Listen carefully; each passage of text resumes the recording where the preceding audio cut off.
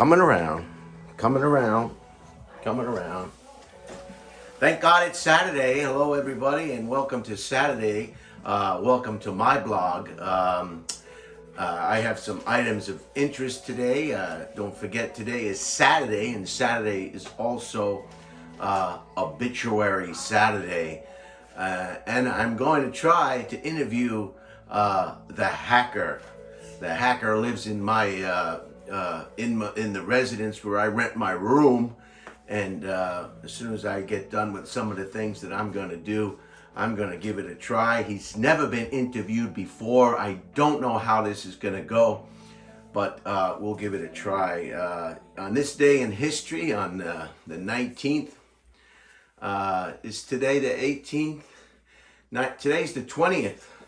On the 20th of February in 1969, Yoko Ono married the famous Beatle John Lennon.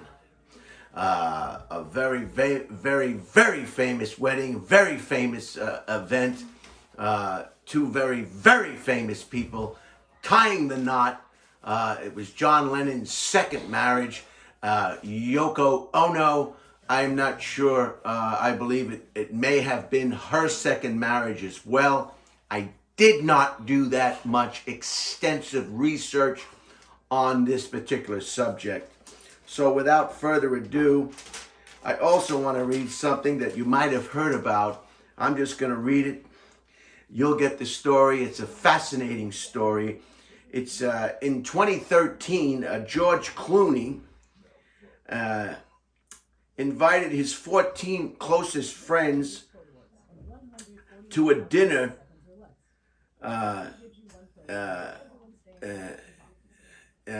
Let me start again. In 2013, Clooney invited 14 closest friends and invited them to a dinner. 6 months later, we thought maybe he's got Obama coming for dinner, or Bono. You know, the rock star Bono who wears those sunglasses, even though he's inside a building, a room, a banquet hall. That's his signature. That's his look. Yeah, it's like the hat that Norman Lear always wears, the famous creator of All in the Family. He can't be photographed without that little hat on. Some people get attached to pieces of clothing or signature eyeglasses in Bono's case, and the hat in Norman Lear's case. I don't know. I like to change it up. Sometimes I even wear my watch on my right hand instead of my left. It doesn't matter to me. I think moving clothing around and articles of dress, it breaks up the monotony of the continuously the same. So he invited 14 of his closest friends to a dinner party, and then we thought maybe we got Obama. He's got Obama coming for dinner, or Bono is going to perform, says Gerber. Clooney sent cars to pick up everyone, and there was security around his house. After dinner, we went to the bar area, and there was a suitcase where we were all sitting. So we thought he chartered a plane, and we were going on vacation somewhere. Instead, he pulled out a map with pins marking all the places they'd been together, and spoke about how much of his life was due to them. So these were 14 of his closest associates, close friends. We all opened our suitcases, and there was $1 million in cash, notes Gerber, who owns several restaurants and bars and has been married to model Cindy Crawford since 1998. I said, George, I'm not taking this. But George, being George, he said, if you do not take this money, then none of you are getting this money. For some of them, it was life-changing. So Gerber, he took the money and then just donated it. But what a wonderful story of somebody realizing that money is not for some kind of bank vault. Money is not some kind of it's for people, and he's not going to live forever, and he realizes that, and he's generous. God knows he has so much money, but imagine not being invited to a dinner party and receiving $1 million in cash, and the problems that he had to go to the bank. I mean, if you go to the bank and just ask for a new $100 bill, you can't get it. Imagine asking for $14 million in cash in separate denominations.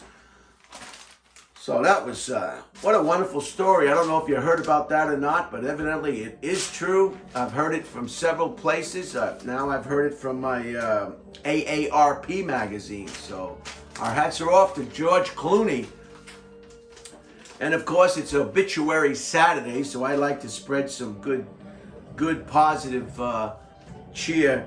The first obituary, I'm only going to read the last paragraph of each obituary because it would take a little bit too long to read the whole obituary. And the last part of the obituary is always the one that the deceased person really lays out some beautiful, beautiful sentences of encouragement and life accomplishments. I really love obituaries, and it's wonderful. The first one is for 97-year-old Cicely Tyson, the famous black actress, screen and stage star who shattered racial stereotypes, 1924 to 2021. So she died not too long ago. And I'll just read the last paragraph. In later life, Tyson continued to choose her projects carefully, said the so-and-so and so-and-so. She won her third Emmy in 1994 for the miniseries Oldest Living Confederate Widow Tells All. Had recurring parts in the TV dramas How to Get Away with Murder and House of Cards. You remember that famous House of Cards on Netflix with Kevin Spacey. But he got Me Too'd, and things went south for that project. But it was a wonderful presentation dealing with politics in Washington, D.C., House of Cards.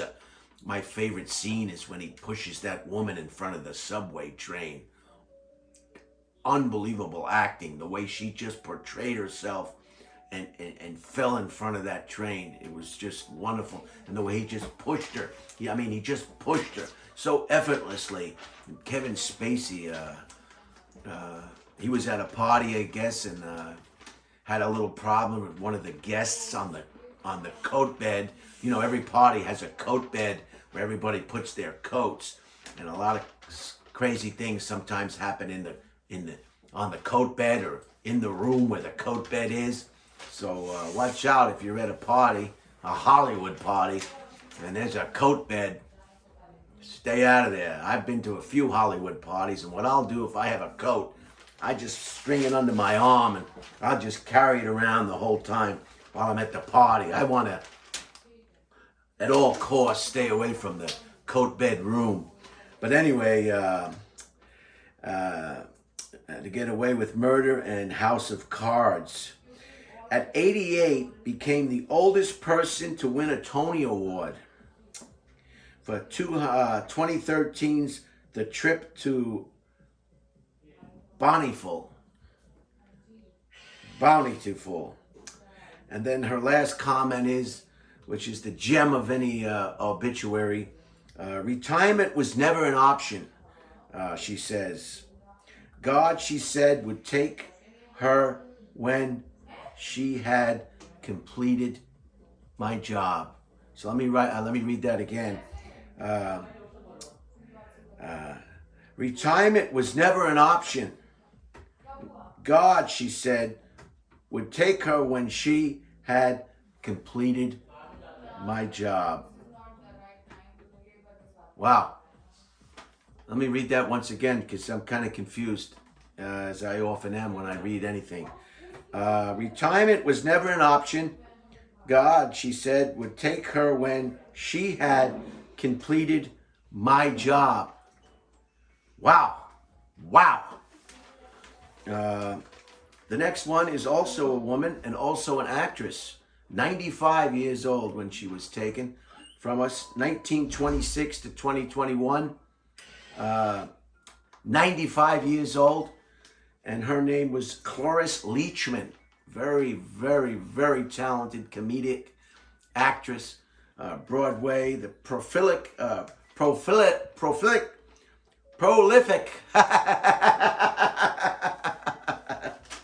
It's only a little bit after 10, 5 minutes after 10. I've just come to, so I'm a little bit groggy. I'm sorry, but I wanted to get this presentation while I had the hacker here. He told me that this was the best time for an interview, so I want to do that. I want to do it while I can do it. I'm usually not up this early. Cloris Leachman, a prolific actress who shined in dramas and comedies. And I'll just read the last paragraph as well. I don't want to hold anybody against their will. She joyfully embraced unorthodox, aggressively undignified parts, says so-and-so and so-and-so. From an alcoholic jazz singing mother in 2004, Splash Dance. Everybody remembers Splash Dance. To a frisky, if you haven't seen Flashdance, you might enjoy it, especially if you're a woman. I think that movie was geared towards more of women who want to break out of those stereotypes of women and just become strong. I am women, hear me roar from the, that kind of thing. Splash Dance, to a frisky prison secretary in Adam Sandler's 2005 remake of The Longest Yard. And my friend Joey Diaz was starring in The Longest Yard as well. So that was a very rememberable movie for me. It's always fun to see people you know in real life on the big screen. And Joey Diaz really knocked it out of the park. Very talented individual, to say the least. Leachman was also an uninhibited interviewee who swore liberally and spoke readily about her longtime open marriage to producer director George Englund, E-N-G-L-U-N-D, with whom she had 5 children before divorcing in 1979. She remained in show business almost to the end of her life, becoming at age 82 Dancing with the Stars' oldest ever contestant. I'm surprised the insurance company let her be on the show. At 82, Dancing with the Stars, you could easily break a hip, fall down and break an elbow. All your bones are brittle at 82. Any bone can break at the, bam, bam. I mean, you can drop a napkin on your kneecap and shatter your kneecap. Dancing with the Stars, the oldest ever contestant in 2008, said the New York Times. Courage is something that generally, and this is the big line at the end now, this is the big obituary line from the deceased that I just can't get enough of.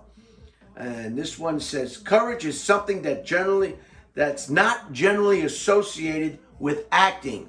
I'll say that again. Courage is something not generally associated with acting, she wrote in her 2009 memoir. For me, it's a crucial element. Wow. That gave me chills right down the back of my back. I'm going to read it again.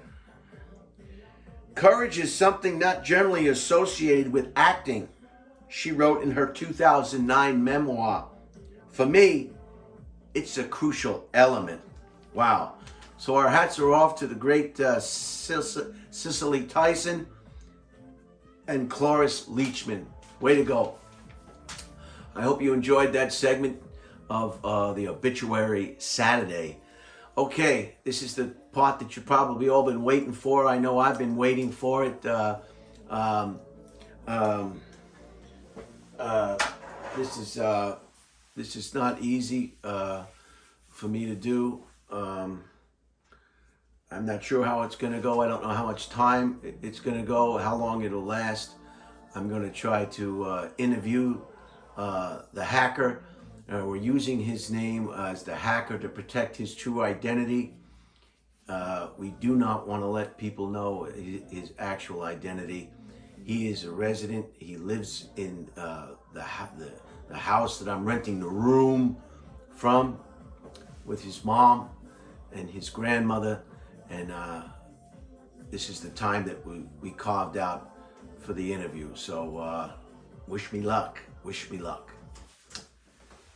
Hello, how are you? Thanks for taking the time to do this. And how old are you? 10. 10 years old. When will you be 11? In August. Speak up a little bit loud. I want them to be able to hear you. On August 3rd. August 3rd. And how many hours do you spend, would you say, in a particular day on the computer, between schoolwork, entertainment, research, total with all the different things that you're doing on the computer? How many hours a day do you think that you spend on the computer? Probably 8 or 9. 8 or 9 hours. Now, do you feel yourself get any carpal tunnel, any problems with your? Do you have any problems with your from the keyboard or the joystick or anything? No, I've been doing it for a long time, so I know how to do it. And where did you get your training? Your computer training? I just learned by myself, and I just figured it out. And the hacker is also a world traveler. It's true you've been to India, haven't you? Yes. And what was your observations in India? That it's a pretty cool place, but it just matters which part of India you're at. I've been to the capital of India. Over there, that is a place if you must visit if you're in India. That's just a must do. It's just Delhi. A great place. Yes. I was there briefly, and I made the mistake. I had trouble. Most places when you travel to, you keep the hotel card. And you can just show anybody in the street, wherever you are in the world, your hotel card, and you'll be able to get back to your hotel. The only problem in India, that was not the case. So I finally made it back to my hotel, and the guy at the desk said, how are you today, Mr. Holtzman? And I said, how am I? Have you been outside? Have you been outside? How am I? So I really lost my composure and became the ugly American, but I was a little bit, it's quite a place. I mean, that must have been, how long did you stay there in India? Probably for 4 years. 4 years you lived in India? 4 or 3 years, yeah. Oh, I thought you just went to visit and came right back. No. 4 years? Yeah. You were with your father? I was born here, and then I went to India for like 4 years, and then I moved here and lived with my grandma and mom here. So how old were you when you lived in India? What age to what age? Probably, I don't know. But you remember it. 1 to 4 years or 3 years. Wow. Yeah, or maybe I was younger than 1, maybe like some months old. I don't remember. 4 years. And you're full Indian. You're Indian? No, I was born here, then I moved over there. But your nationality is you're Indian. No. What would your nationality be? Here, in America. No, I know you're a U.S. citizen, but you're Indian heritage. Yes. Full, 100%, right? Your father was Indian, right? Yes, my. And your mom is Indian, right? Yes, and my grandma. A lot of people in America, an Indian will marry an Irishman, or an Irishman will marry a Mexican, or Chinese will marry a Bangladeshian, or maybe a Filipino will marry an African American. But you're lucky enough that your parents were the same, both Indians, and that makes him full breed, as they say. no mixed. So his lineage is 100%. So you like America definitely better than India, huh? Yes, for multiple reasons and some personal reasons. Can you go into any of those reasons? For some reasons, it's because, like, the part of India I lived, there was a lot of dust in the daytime. In the part of India I lived, I'm not saying the whole India, but just the specific place I lived in India. Very dusty. Very dusty. Yes, where I lived. Like San Antonio. When I was in basic training in San Antonio, I never saw so many dusts. I never experienced dust. I mean, dust, just a lot of dust. So, and some of the personal reasons, can you go into any of those personal reasons? Just that my dad's there. That's just one of the reasons. And my dad's not very nice now, so that's just that. Some fathers can be a little bit rough around the edges. There's no doubt about it. I remember growing up, my father would tell my brother Bruce and I to go to bed. And we'd get up and play trampoline on the bed and scoot around and do everything but go to bed. And then he'd come back and he'd unbuckle his belt and he'd say, "If I have to come in here again, I'm going to take it off." And of course, we'd get back on the bed and do everything except sleep. And he'd come in and he'd pull that belt off and he'd smack us right here on the thigh with that belt. And my mother would stand in the doorway and say, "No, Joe! No, Joe!" You know, so some fathers can be pretty aggressive. So, Delhi, wow. So that's something else to be 10 years old and have that much experience. Do you still talk to your father at all? Sometimes, not too often, but sometimes I do call him on my phone. And how's it living here with your grandmother and your mom here in Austin, Texas? Great. It's great here. You like Austin? Yes. And what attracted you to the computer? I mean, 8 hours is a long time to be on the computer. Mostly because whenever it's school days, I have to be on the computer for like a long time on school days. And after that, I just like playing games and, it's just kind of fun. I wish I had an iPhone when I was going to school. If I had an iPhone. Yeah, I got an iPhone 5 not too long ago, so that's what I've been using to test. That's an iPhone 10 Max Pro. I have a cost me iPhone $40,000. But yeah, I would have been a lot more. My grades would have been a lot better if I had an iPhone. For sure. So, are there particularly? So, are you back in school now? Mm-hmm. Yes. How many hours a day?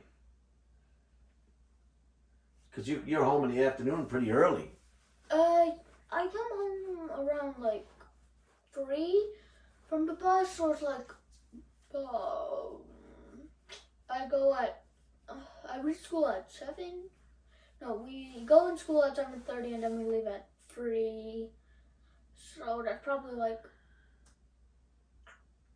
3, 5. That's 7 hours, I think. Right. Wait, right. no, that's 6, 8. That's 8 hours. 6, 8. Yeah, math has never been my strong point. What is now before COVID-19 hit? Were you responsible for doing schoolwork on the computer, or did that just start with COVID-19? For me, it just started. Well, we used to do just a little bit, but not very much. But now we do a lot. So before COVID-19, we only used to go on it a little bit, just for like some little programs we do sometimes, but it's not very often before COVID. And do all the students, do they receive complimentary computers in the classroom? Yes, free computers. And you take them home, or do you have to leave them in the classroom? You take them home, charge them at home. You can use them at home also. You can play with them, like just play games. So before, go Chromebooks. They're like Chromebooks. Yeah, that's what I have, a Chromebook. Yeah, this I didn't get from school. Right. That I just got. So before COVID-19, there was a little bit of computer work, but most of it was not. And after, when COVID-19 started, then it was more on the Chromebook that they issued. Mhm. How many Yeah. students in the classroom? At the moment there are around 8 or 9, and That's it? yeah, just 8 or 9. But Why so? That's good. The less children in the classroom. I know when I was going into the classroom, there was like 34, and they were all named Brian. Every time they called my name, I got excited. You know, they're gonna call my name and it was another Brian, another Brian, another Brian. Finally, I said, "The heck with this! Is everybody in this classroom named Brian?" Oh, gee. But why only 9 people? probably because like 8 people, probably because because of COVID and just no one wants to do it. And other reasons is probably because some kids probably just don't want to do it because some kids just play their video games at home whenever they're. So maybe some of the parents are withholding their kids from going back to school. Yeah, because of COVID. But some kids just ask their parents, "Can I stay here so I can play video games in middle school?" They don't say that, they just say, "Can I do school at home?" But they probably just play video games while in school. And then you would get bad grades, and then you wouldn't get into a good school. So it would change your life a lot if you do that. And we're not going to disclose the name of the school that the hacker attends just for security reasons. Yes. So without COVID, how many kids are in the classroom without COVID? A normal population of the classroom. That would be around 23. 23. Wait, no, 20, 22. It started as 25, but 3 of our kids left. So, because 2 of them moved, the other one left school. I forgot why. They never told us why he left. Maybe because he was a orphan, so maybe he got adopted. I'm not sure. Mm. So that's the only reason I could think of. So now we have 22. 22. That's a good number. Everybody gets pretty good attention, and so that's school. So I guess you're looking forward to having COVID-19 end. Yes, and whenever and how many students are on online? Or 14? 14 online students and 8 in-school students. Wow. And do you think you'll be later in life, your occupation? Do you think it'll be something to do with computers? Do you think? Maybe might Being Indian, because the Indian people are very, very, look how smart the hacker is and how articulate he is at 10 years old. I can probably use computer for some things, but not fully because of my job. I'm planning to do something around space because I love learning about space. It's just fun to research about different planets and stuff. It gets you really excited to explore other worlds. There's a lot more than just Earth. Exactly, and that's what's going on right now with NASA. They're exploring Mars. They've got rovers on Mars. Mm-hmm. They want to send a woman. I don't know if I agree with this. Nothing derogatory about women, but we've already been to the moon. I don't know why they want to put a woman on the moon. I'm pretty sure it's because they don't want to disrespect women. I'm sorry I said that wrong. But they don't want to, be mean to people. So they want to make sure every gender gets to go on the moon. They don't want to be rude to women. That's right. Well, then if that's the case, there's a lot of different genders now. So they're going to have the man, they're going to have the woman, they're going to have X, Y, undecided. You know what I mean? There's going to be a line of people trying to get on the moon. If they include all the different types of people and what they call themselves, perhaps. But I understand what you're saying. They want to give women the opportunity to pick up some moon rocks themselves. And I think the biggest thing so far in my life that we've gotten from the space program is Velcro. Besides Velcro, I can't see how all this space exploration has changed anyone's life, but maybe that's just old thinking. But certainly that would be a good occupation, ex, exploring space. And do you have any favorite games on the besides your schoolwork? Do you have any games that you like to play on a regular basis that maybe some of the viewers would recognize the name of these games? Two games, mostly Valorant and Fortnite. Those are the games I usually play. Fortnite? Sometimes I play Valorant more, but I do play Fortnite sometimes. Wow. And do you have anything you want to discuss or ask me or say anything? I think we pretty well covered it. 10 years old. Can you believe that? 10 years old and so well spoken, so articulate. Very good. And that's for seeing far, those glasses, or seeing close? Far. I am nearsighted. Nearsighted. Do you think you'll get your eyeballs shaved? Get that procedure where you won't need glasses anymore? Yeah, it's actually a thing where they use like some lasers, and they use the lasers to fix your eyes. I might get it. I'm not sure. You might be too young for that procedure at this point. Yeah, the minimum age to get contacts is 12, but the maximum age to get, the minimum age to get laser eye, I think, is 18. You have to be an adult. And do you think you'll be traveling back to India to visit with your father? Probably not this year, but maybe 1 year for like a week or two. I don't know. Right. Because I don't want to go there for too long. Well, thank you so much for giving this interview. It was very informative, and I'm just happy you were able to give us the time to do this. What's on here now? Oh, just watching some YouTube. It's called Lightsaber. It's a game where you have like sabers, and you have to hit the boxes and it makes music. Wow. Fascinating. Fascinating. Well, thank you so much for your time and being part of this interview. Appreciate it. Mm-hmm. Well, that's the interview with the hacker. I hope you enjoyed it. He was very informative. He was very knowledgeable. He was very well spoken. He was very, as I said before, articulate. He makes me look like somebody with marbles in their mouth with a brain injury. But I hope you enjoyed today's presentation. And today is Saturday, so enjoy your weekend. If you're barbecuing or picnicking or hiking, maybe you're canoeing or kayaking, maybe you're speed walking, maybe you're just taking a walk. Maybe you're taking a road trip, maybe you're visiting relatives. Whatever you decide to do this weekend or today, do it safe and have a great, great time. Coming around, coming around, coming around, coming around, coming around. Okay.